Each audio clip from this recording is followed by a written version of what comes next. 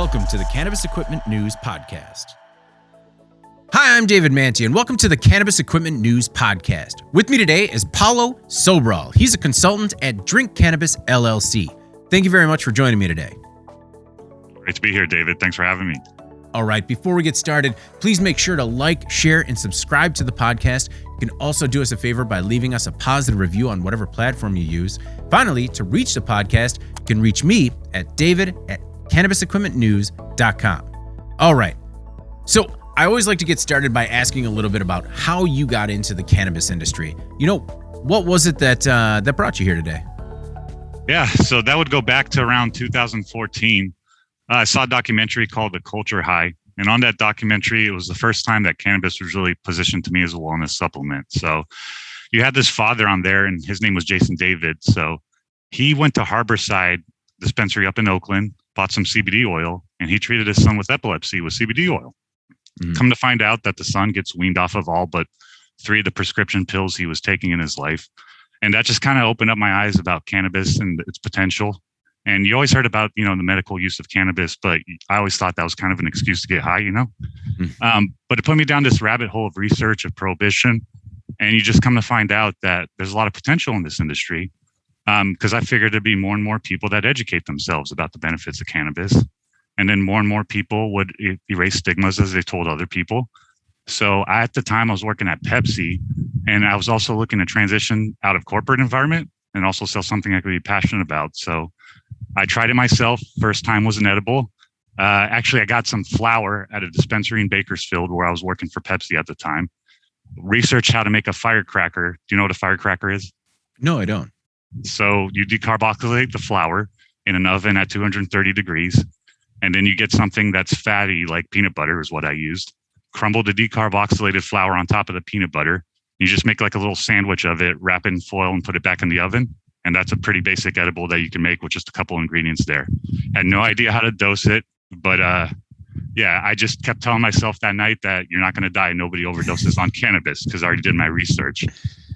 So I did it way too much, but started dialing it down. And I was always doing it at night when I was by myself. So I was just kind of experimenting. And it didn't cure epilepsy in me, but I liked it. So I said, what's the harm in this plant? Growing up, I was part of the DARE generation. So I abstained from all drugs until I started drinking alcohol around the age of 19.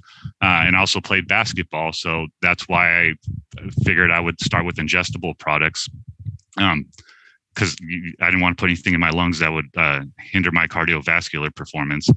So to me, it was more like something I enjoyed.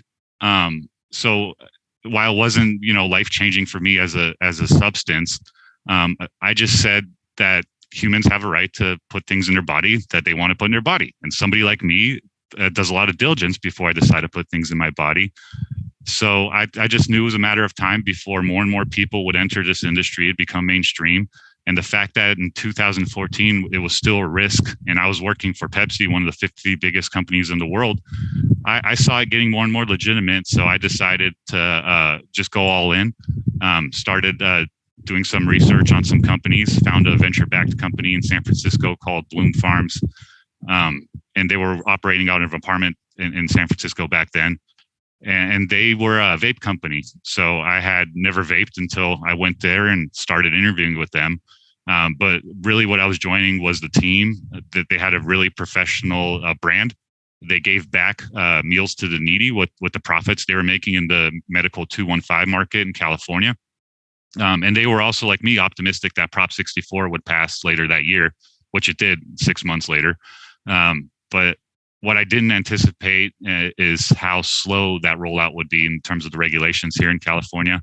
So it's been a big challenge. I did think it'd be federally legal by this time when I joined the industry officially in 2016, but I know it'll happen in our lifetimes. And we're just seeing more and more cool consumer products that are going to broaden people's use of cannabis and broaden the addressable market. So I'm here to stay and fight through all the challenges, but that's how I got here. So after being with Bloom Farms, you said they were a vape company. When was the point when you decided I want to do cannabis beverages? So I always was curious about them when I joined the industry. So in the medical 215 market, we did have drinks back then. my favorite back at the time is Cannabis Quencher. He's still around today.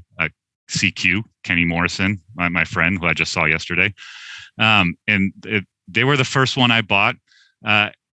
But back then, all the drinks were 100. They were, I think, over 100 milligrams. I'm trying to remember. It was 2016, so forgive me, Kenny. But some of the drinks weren't even homogenous. So you would take a bottle and you would see, back then you had clear bottles. You would see sediment on the bottom, or you could see oil floating to the top.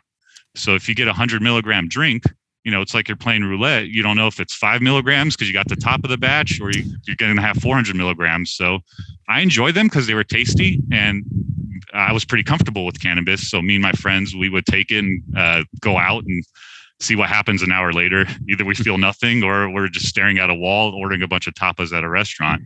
But I knew, coming from Pepsi, that to build a sustaining consumer brand, you need that consistency. And a consumer is not going to order their favorite beer if they don't know what the ABV is, and then if they're going to have be unable to drive after drinking one beer. Right. So I pivoted from Bloom Farms to sell point of sale for the compliant cannabis industry, and then I took another pivot when the company I was representing didn't want to focus on the California market. And then a recruiter reached out to me, and they told me about this company called Vertosa, and they had a role opening for their first sales position.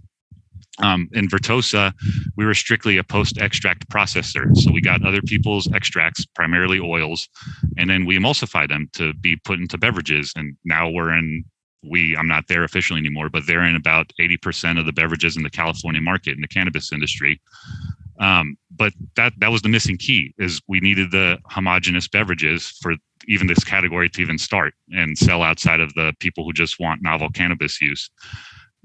So I ended up working at Vertosa, and I got to work with a wide spectrum of brands, everything from mainstream consumer packaged goods brands. We had Vita Coco as a client. Obviously, everyone knows about Lagunitas Hi-Fi Hops. Pabst Blue Ribbon, some of their employees started their own cannabis brand. And now most recently, those pressed that GT's Kombucha's products finally about to hit the market, which is going to be a cannabis, CBD, THC, and terpenes infused adaptogenic tea. And then for outside of that, there was other companies under NDA where the marketing teams and the brand managers were all excited about cannabis beverages, but somebody at either legal or, in one case, an insurance carrier threatened to shut down the operation if they touched the plant. But we also had a bunch of brilliant entrepreneurs, some entrepreneurs coming from the beverage space interested in cannabis, and then some cannabis entrepreneurs interested in cannabis beverages. So at the end of the day, I think it's going to be the largest consumer segment in cannabis. And the reason I say that is because last night we're testing out some cannabis beers here, not market yet, but well, first off, we started at the Vault dispensary across from the Hall of Flowers in Palm Springs. We had about 5 or 6 cannabis drinks there. We moved it back to this Airbnb where there's a hot tub there. We probably had another 3 or 4. So that's 8 cannabis products I ingested yesterday, all beverages. I'm not smoking 8 pre-rolls in a day, and I'm not going to eat 8 10 milligram gummy bears in a day either. So beverages are just more sessionable. You get more units consumed, and then everybody drinks liquid. Not everyone's going to want to ingest something. So for the larger market and the federal market that I'm anticipating we're working towards, I believe cannabis beverages is going to be the largest segment. And there's not enough people that are just narrowly focused on the category. So that's why I do what I do. Now, as we record this, you're tell me where you are right now, and a little bit about the experience you've had there so far. So I'm in Indio, California, first time here. It's east of Palm Springs, and then Palm Springs is where it's hosting the first Southern California Hall of Flowers, largest cannabis brand to buyer retail event. And tell me about the jump from Pepsi to cannabis. Like, what was it like going from this huge multinational corporate entity and kind of jumping into an upstart category? Yeah, that was a huge shift in a lot of ways. So when I left Pepsi, I was in my early 30s, and a lot of people on my team were in their 50s, 60s. So they were mentoring me. I'd be in deals where I would be the youngest person in the room by 20, 30 years sometimes, especially negotiating contracts with colleges and universities, which are they're liberal in terms of mindset, but conservative in terms of lifestyle, I should say. And then you join the cannabis industry, where now I'm selling to buyers that are 10 years my junior. And I'm just going to tell the story. So on my job interview with Bloom Farms, I'm riding along with the VP of sales who I saw at Hall Flowers. If he's watching this, he's going to maybe laugh at this story. And the final interview, he's doing a sales route in Sacramento, and we end up at a dispensary, and we're sitting in the parking lot, and we end up passing around a joint with the two buyers. And then the joint gets to me, and I'm on a job interview. And I don't know if this is a test. And is the test, do I hit this to show that I'm part of this industry? Or is the test that I don't hit this to show that I'm a responsible employee, right, and worker? So I ended up hitting it because I figured at the least if I picked the wrong answer, it'd be a funny story for later on. But long story, they end up hiring me. And you also come from Pepsi, that just the way it's a corporation is structured, they have an SOP on how to flip a light switch. And then joining the cannabis industry in the 215 days, it was sort of this gray market, as I call it, where it wasn't illegal, but it wasn't really legal either. It's just basically if you had the card, then nobody bugged you when you traded medicine, was kind of the mentality back then. So still not a lot of business practices.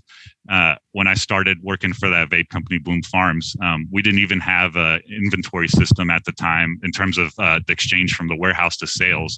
And when I say warehouse, it was apartment in San Francisco. So I'd pick up a box of vape cartridges worth about $5,000 wholesale, and then just take it to a Toyota Corolla and then try to sell it to dispensaries and delivery services that are on weed maps.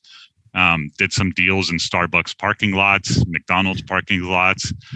You'd walk into a dispensary and I'd be there talking to the buyer about this polished brand we have. And then somebody comes in straight off the mountain in a t-shirt and flip-flops with a garbage bag of flour and unloads it and walks out with $10,000, $20,000. So it really blew my mind just how, I guess, quasi-legal it was. But the thing I loved about it, and this wasn't true at Pepsi, is everybody that was in the industry was very passionate about it, and everybody was authentic as a human.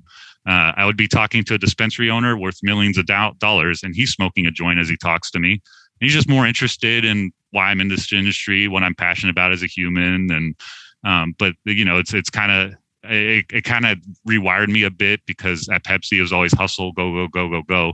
And then sometimes I had to learn that you had to sit down and talk to a buyer and owner for an hour. But it was really great to talk to them, because everybody has a great story of why they entered the cannabis industry back then. At least nobody really stumbled into it, and a lot of people weren't of the mindset of me, where they were looking at the long-term CPG business potential. So I really learned to appreciate the culture, the people that fought for us to even be legal, and for me to be talking to somebody about it on a podcast openly. I wouldn't have done that even when I joined the industry. There was just too much too much fear in my mind. So it's come a long way, and I really don't know when we're going to be at the start of something this special, that this early, that's going to be this big. Where Pepsi, it was built before I was there, and they're still doing fine when I'm gone. There's a lot of positives about the shift, but the negatives would be, just the lack of resources, how hard it is just to get basic things done in this industry, the packaging regulations, and the state tracking systems that don't really do a good job of even tracking where the product's going, but just add a ton of inefficiency, 280E, you name it. Those are all the negatives. But I think over time, as more and more people fall in love with this plant, they're going to demand more access. And to get more access, we need to loosen up some of these regulations. So otherwise, we're just going to see the unlicensed market continue to thrive. Are you telling me that the hiring process at Pepsi was different from that at Bloom Farms? Significantly different. They actually drug tested us at Pepsi, which I wonder if they still do that today. I have heard of more and more manufacturers not testing for cannabis, at least. Right. But still doing the standard screen for like opiates and such. Well, so you said back then that you saw the long-term CPG potential, and now you call yourself a cannabis beverage fanatic. How long until? Because right now, cannabis beverages is still a niche category. Sort of, what's the timeline before you see it, realizing its true potential? Yeah, so the event we were at yesterday was in a consumption lounge called the Vault in Palm Springs or Cathedral City. So what happens when you walk in there? It's just basically a room where you can freely consume. And there's some people smoking, but most of it was drinks. It happened to be that they were free that day, but drinks are meant to consume in social settings primarily, right? So you think about it, any social event you go to, there's some drink featured there. You go to a wedding, there's a toast. You have a business meeting at a coffee shop or a happy hour. It's a ritual of our lives. So at Vertosa, the team there really advocates all their employees read this book called The History of the World in 6 Glasses. So on that book, they highlight 6 drinks, and 2 compounds are in each of those drinks. There's 2 compounds featured, 3 caffeinated beverages, and then 3 beverages with alcohol. So beer, wine, spirits, Coca-Cola, coffee, tea. So they're all intoxicating substances. They all talk about how those beverages formed around either some ritual or some belief. And cannabis has potential to be that. But to get there, we need to sell cannabis beverages where other beverages are sold. And it's as simple as that. I go and talk to dispensaries right now, and they'll point out that their beverage sales are slow. You find out they don't even have a cooler in there. Nobody wants to buy a ready-to-drink beverage and take it home and have it be chilled. So just picture when you buy beverages today.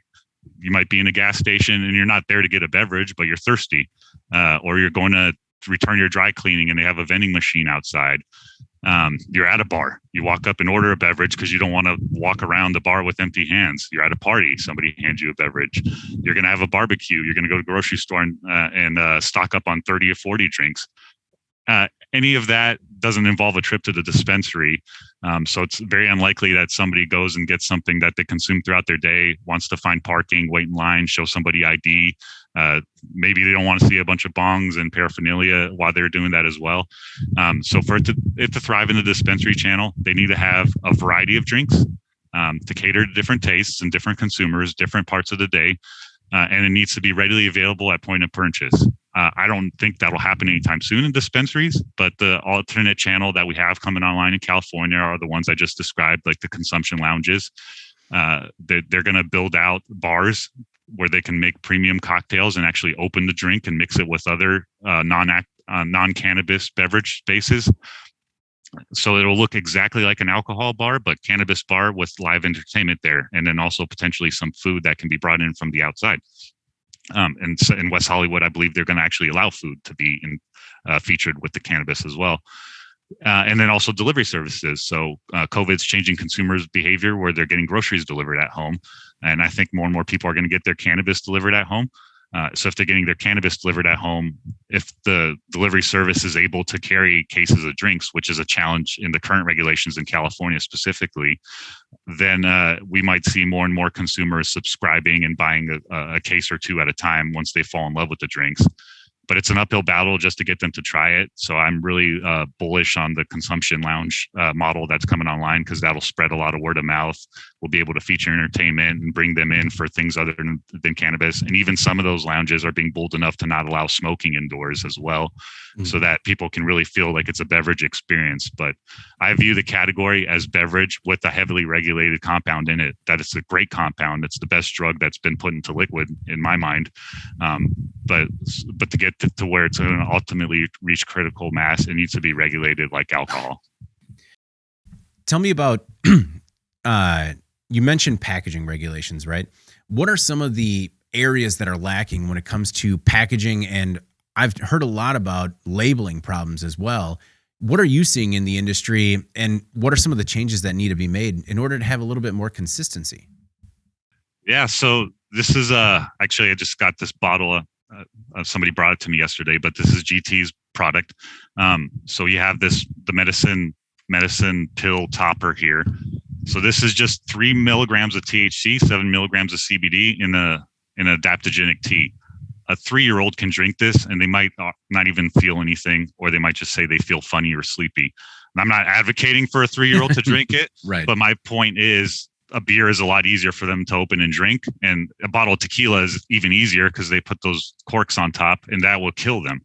So there's no logical sense in the world why you're going to allow those to not have child-resistant packaging, but you require adaptogenic tea to have this. So this adds cost. As it adds cost, obviously the consumer is going to ultimately pay for that. And this recently changed in California, but they weren't allowing you to put anything in a clear bottle as well. So that also adds cost.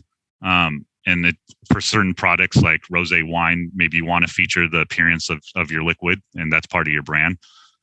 So those are the two main challenges in the packaging that are hindering the category from the way I see it in California specifically. Labeling, I'm not sure what you're exactly referring to there. Just in terms of consistent labeling, not just in from state to state, where there's one uniform label for cannabis products that has traceability as to where it was grown and dosage, stuff like that. Got it. Yeah, there's no consistent standard amongst that. You're right. It does have to change from state to state. So what you'll see is a lot of times they, can you see this? They apply a sticker that identifies the batch and then the potency for that batch was tested at. But also on the labeling here. So here's a really innovative product from my partners. I actually worked on the product development with this on Evertosa. So these are Cohen. They're cannabis cordials that have really targeted effects. So it's a really special product in the sense that they formulated a blend of cannabinoids and terpenes to achieve the desired effects here. So this one's Play. And on the package itself, on the carton, we're able to put a lot of educational information. So it would be favorable to put some of that information on the vial, but we have such a small form factor here. Right. And then the challenge is we have to put this on the vial per the regulations.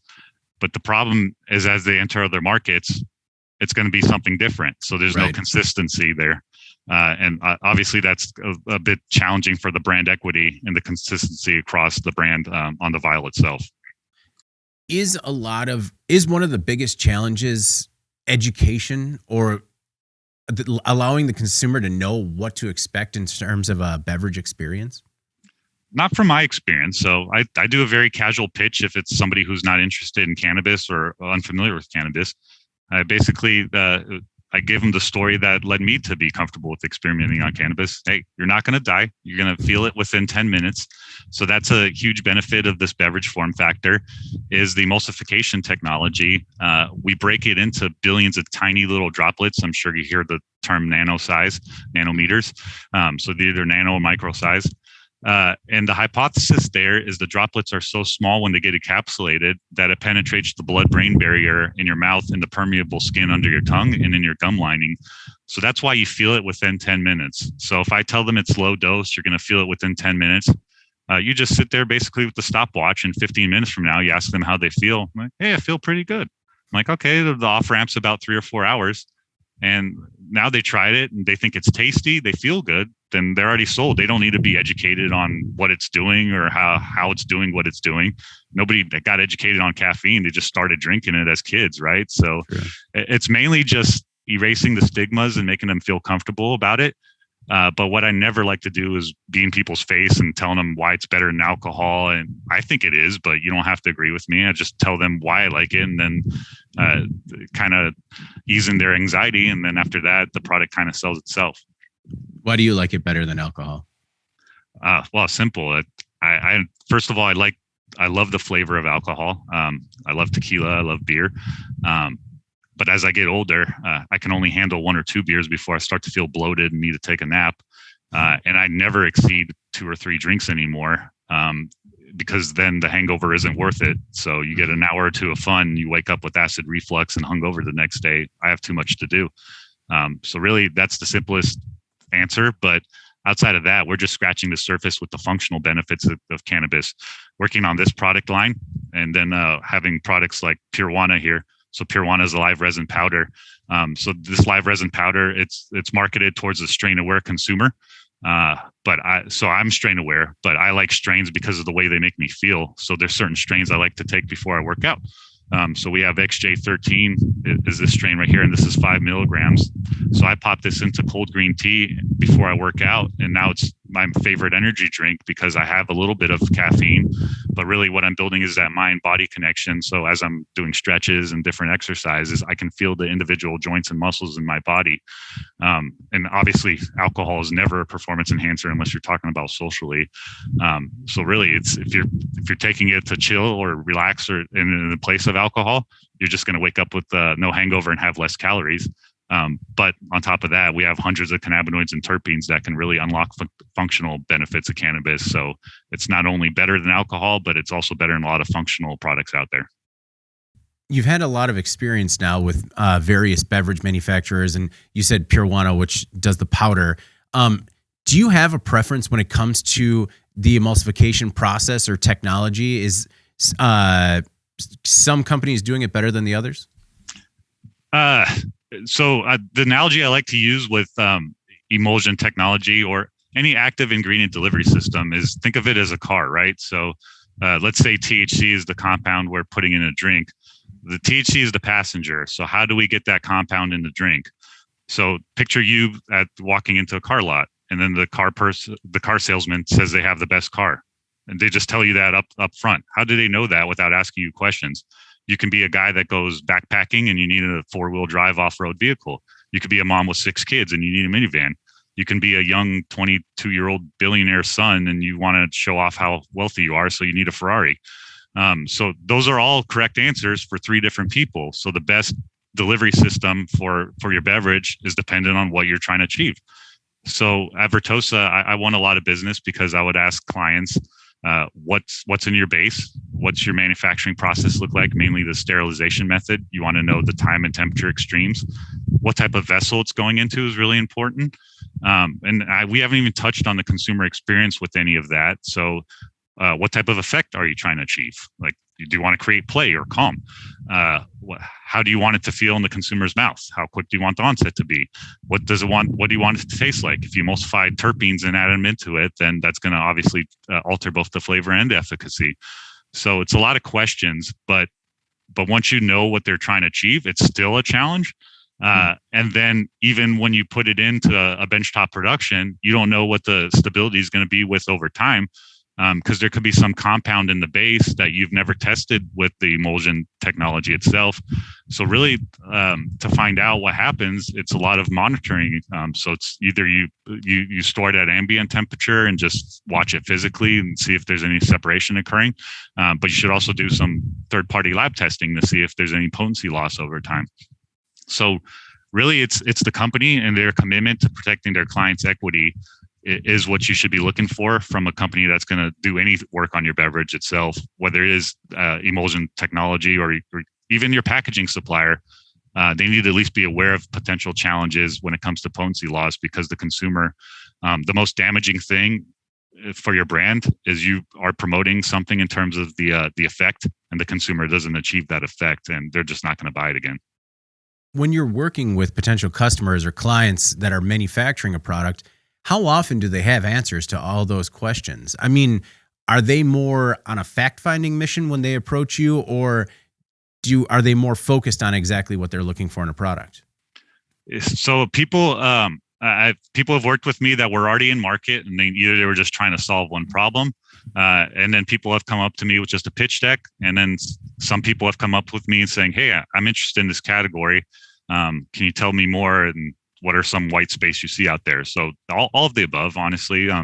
And that's what's been really valuable to me as a consultant is I've worked with over 20 brands at least at this point that are in market. And they all have different challenges, and they all have different competencies in their team. So really, when I consult, I believe in this category long term, and I'm here to support the growth of this category. So what I look for is the project and the team, I think, that are going to drive growth in this category. And then I find out what potential scope gaps there are within their team. And either I have that knowledge myself, or I know people that are experienced in that.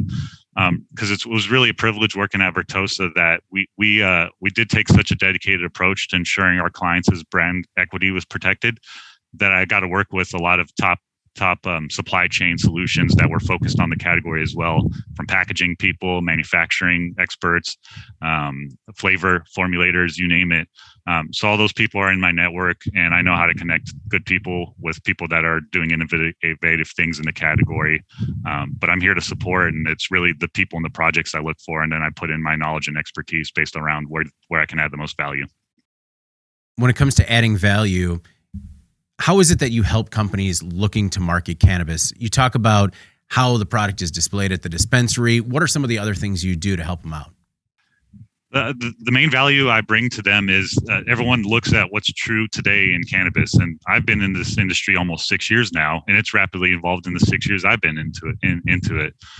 So I always point out to them, one of my favorite stories, and I don't even know if this is an exact quote, but I keep repeating it. But Steve Jobs said, "People don't know what they want; you have to tell them what they want." Right? So he designed the iPhone, and then the iPod. He didn't really look at what the existing MP3 players and the existing smartphones in the market were doing. He said, how do I design something where everybody wants it? So he really opened up the mass market. So obviously, everyone knows that in California, specifically 100 milligram drinks is what's dominating the market share. And that's because people are buying drinks to sell to the heavy cannabis user that are doing a lot of shopping in dispensaries today. So one of my case studies in terms of a brand is Cann, CANN, which I'm sure a lot of people have heard of. So they have such an authentic story because Jake and Luke, the founders, they were two older millennials getting into their older years that, like me, they just wanted less hangovers, but they still wanted to be social with their friends. So they thought about creating a social tonic that had a little bit of a buzz so you can still have a vice, and that's how Cann was born. So then they started marketing it to also other people that were abstaining from alcohol for non-moral reasons, just for health reasons. So when somebody approaches me and wants to know how to brand and market a product, I take away all the cannabis thinking and just go back to CPG roots. It's, you have to think about who you're selling it to and how you can inspire them to try it and how you can make them very happy with spending money on your product. And then I take my cannabis operational expertise and bring in that cannabis nuance to the brilliance they might already have if they just get the fact out of their mind that it shouldn't be any different just because they're making a cannabis product. It's just traditional CPG consumer marketing and brand development, but you just need to think about a little bit of different details because we are dealing with a compound that's regulated like nuclear waste, unfortunately. Advertosa, you said that you worked with the Pabst Blue Ribbon group that spun off of the company. Some people are talking about big tobacco coming in and being influential once the cannabis market opens up. Do you see large beverage and alcohol manufacturers coming into the space as well? The manufacturers will be slower to come on, but yes. The challenge, the reason they're not today is if they're working on cannabis, they're not supposed to be touching products that are under the FDA's jurisdiction. So they either have to spin off their business or open a separate facility. Actually, they'd have to do both. But when it's federally legal and everything's allowed to be on the same equipment, for sure they're going to do it. But what I really think you'll see first is the distributors and big alcohol are going to enter the space because that's really their game. They develop retail relationships. That was what Pepsi did too, because they have such a broad portfolio of iconic brands. And when you own distribution, you plug in your own products into that network and your own innovation, and they really look for brands that are capturing some market share that are innovative, and then they just look to acquire those brands and plug them into the distribution network.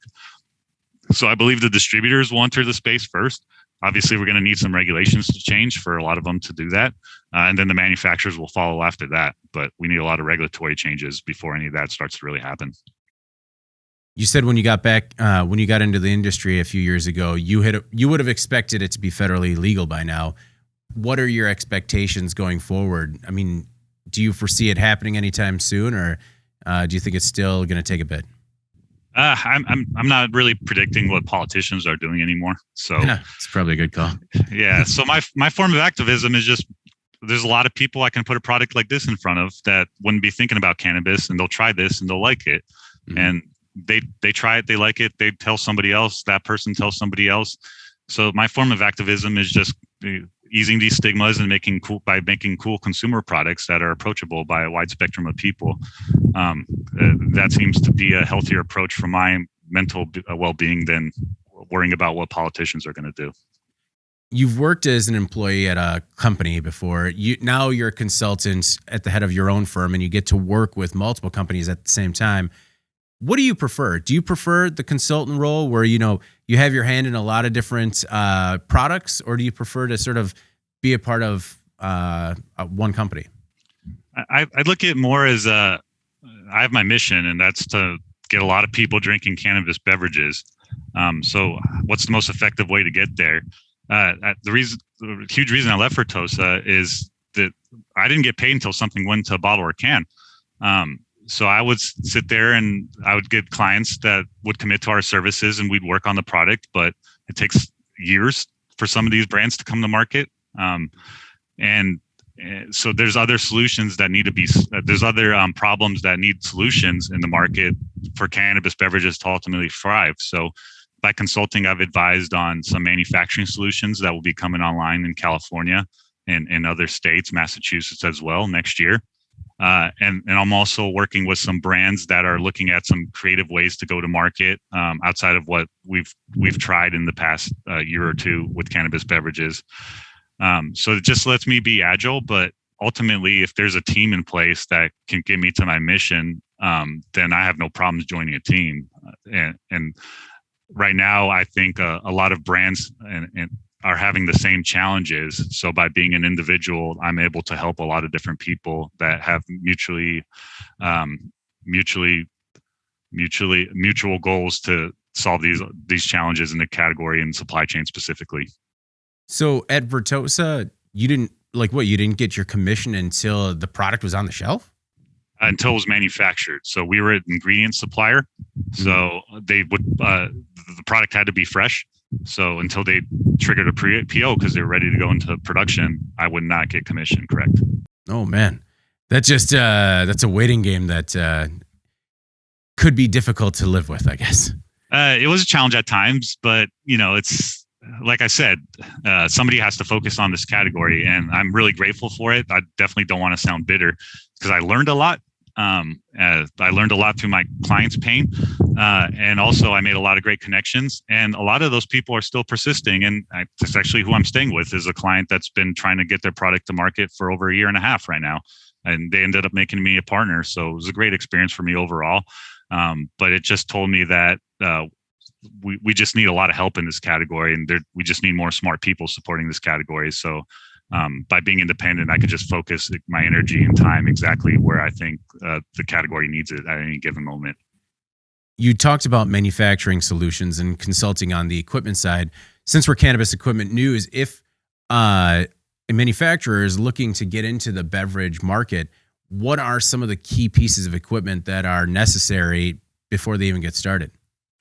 Yeah, it really depends again on what type of clients they're trying to service. So I have one of my partners, they needed a pasteurizer to bring their product to market. It's a living beverage, brewed beverage, if you can imagine what it is. And at the time in last year, when they reached out to me, nobody had an operating pasteurizer in the whole entire state of California. So they were faced with the challenge of either making a seltzer with flavor in it, something simpler, or finding their own solution. So ended up getting a manufacturing license in East LA, and they procured a pasteurizer. But there's a wide spectrum of beverages you can make. There's machines out there that, so a tincture basically, they go up to 4 ounces. So you're seeing a lot of shots enter the California market now, and anyone who can fill a tincture can make a shot. But now we're seeing, the drink additives too. So powder. This was given to me yesterday, My High. This is another powder. And then you have Select Squeeze, which is an Amio bottle that takes different machinery as well. So it really depends on what you foresee the addressable market is. In some states, I'm hearing that glass isn't allowed. So obviously you wouldn't want to put in a machine that fills that, but I would see which market we're talking about first, and then we would research regulations in that market, and then we would research, I know which brands are trying to enter that market most likely, and then kind of go from there. But I believe in this category, so this should come as no shock, but you build it and they will come. So you decide what you want to invest in it, you put it up, and then there's going to be people that want to use it. You have so many products in front of you, and I understand that you're at a trade show right now, but how often are people sending you products just looking for your feedback? Just looking for my feedback, not that often. Usually they're trying to engage with me, but no, it's probably like, maybe 10 samples a month is what I get. Okay. I'm just curious because the beverage market seems like such a small and close community that, an expert like yourself, I have to imagine that you're pretty sought after. Yeah. But I also wanted, since you asked me that question, my feedback isn't as important in terms of whether I like it. It's whether somebody else will like it that you created the product for. So that's why I encourage a lot of people to enter this space and work together, because beverages, you need variety, right? So, people in the other room are drinking orange juice right now, even though they love beer. It doesn't mean they like beer better than orange juice better than beer. It's just this time of day they prefer an orange juice. So really, to serve the consumer demand in this category, ultimately we need a lot of innovative brands to enter this space. And I think what in beverage specifically, you just need to be very specific with who you're trying to please with your product, and their feedback is the most important. So. It's really I've become an expert in this space just because it is heavily regulated, and I have 6 years experience in cannabis, and I worked almost 6 years in Pepsi. But really, like I said, it's not much more complex than just making tasty, functional beverages that people love. And we just get past the supply chain challenges, which we will again. Then this category is just going to take over America, I believe. Yeah, I guess I was not so much taste testing, but packaging, form factor, stuff like that. Got it. Yeah, usually they, if they're gonna seek my feedback, they do it before they make all those decisions. Gotcha.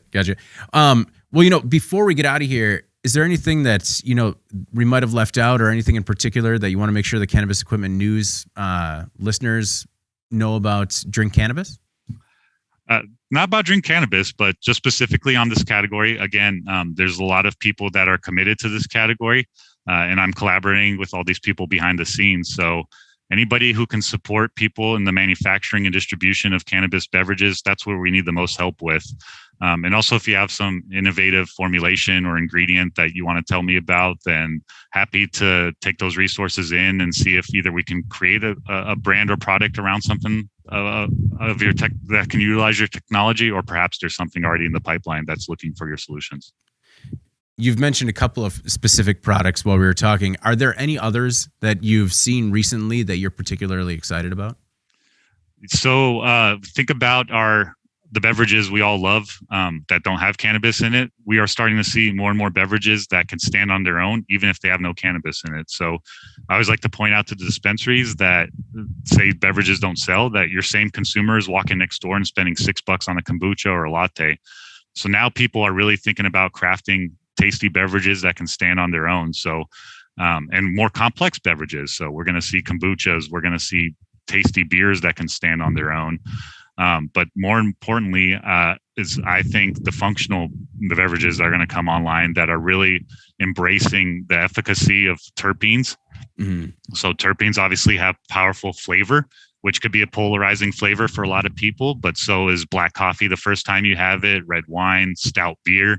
But terpenes also, working on this Cohen line, they really unlocked the efficacy properties of terpenes as well.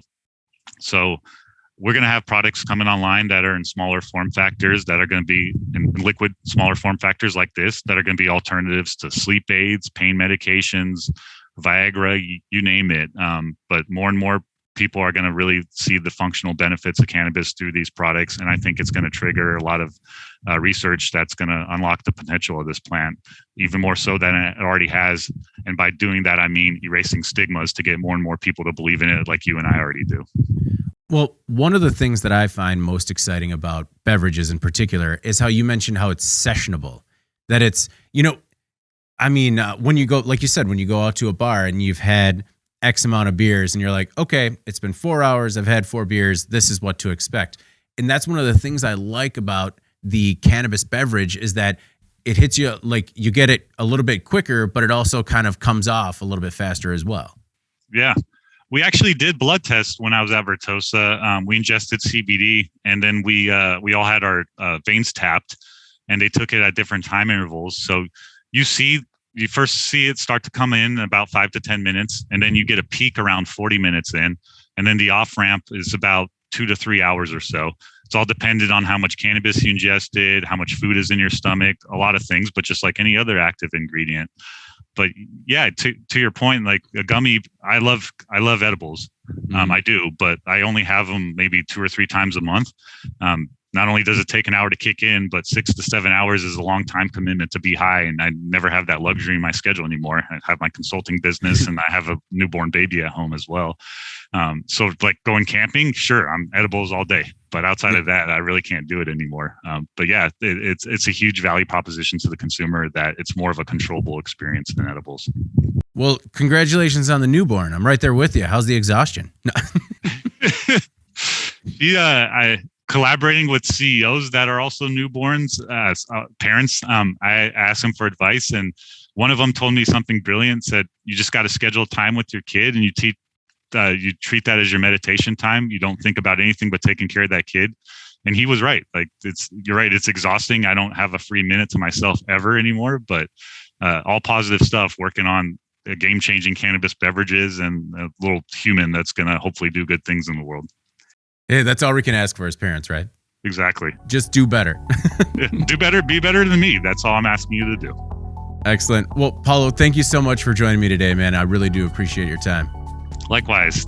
Thanks for having me, David. All right, before we get out of here, please make sure to like, share, and subscribe to the podcast. You could also help us out a lot by leaving the podcast a positive review. Finally, if you want to reach me, you can reach me at david@cannabisequipmentnews.com. It also came to my attention that some people aren't aware that we do have a website. That's cannabisequipmentnews.com. You can find more information there as well. All right, for Paulo, I'm David Manti. This is the Cannabis Equipment News Podcast. We'll see you next week.